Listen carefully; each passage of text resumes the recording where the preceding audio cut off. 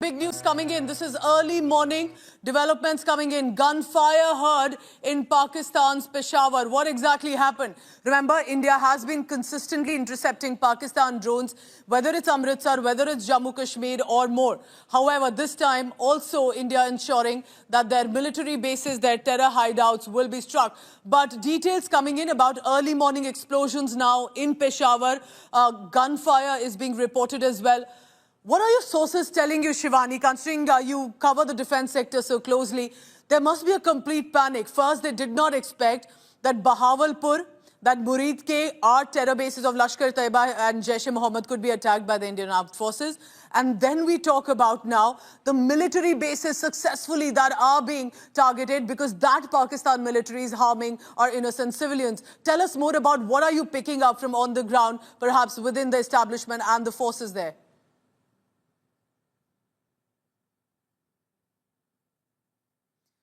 All right, I'll go across to Shivani in just a short while. Visuals on your screen coming in from Lahore, Islamabad, Rawalpindi, and gunfire being heard from Pakistan's Peshawar as well.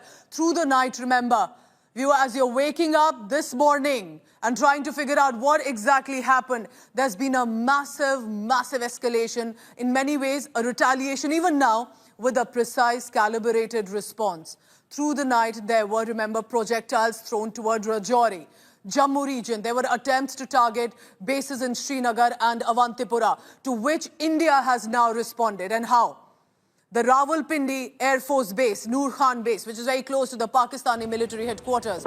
I'm also talking about explosions in Islamabad, Lahore. We also have updates coming in that the civilian airspace has now been shut for Pakistan. Viewer, you must know that last night when Pakistan was throwing these and firing missiles and rockets toward our border regions to harm our civilians, they simultaneously, for some reason, had their civilian airspace open. There were takeoff and landings happening. Why were they using civilian airspace as a shield? India and Indian military, a professional army, ensuring, however, that when they decide to respond and target, it would be directly the military base. Shivani Sharma joins me. Shivani, tell me more about what are you picking up, possibly as the panic that has spread across Pakistan's military, the defense sector, at a time one they did not expect Bahawalpur and Murid-ke, the terror hideouts, to be hit, and now military bases being hit.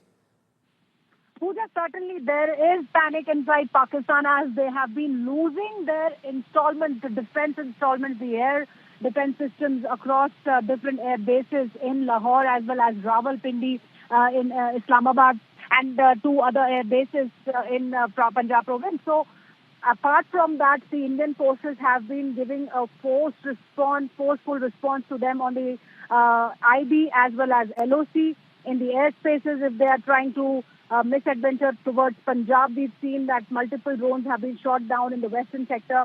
In Jammu area, we've got a response from the officials that the attempts of multiple drones that were fired towards the Indian territory were thwarted using our Zu-23 guns and several other air defense systems. So there is panic. Indeed, there are reports of the runways in its strategic air bases being destroyed with big holes, and it is actually not able to move its craft on those particular runways.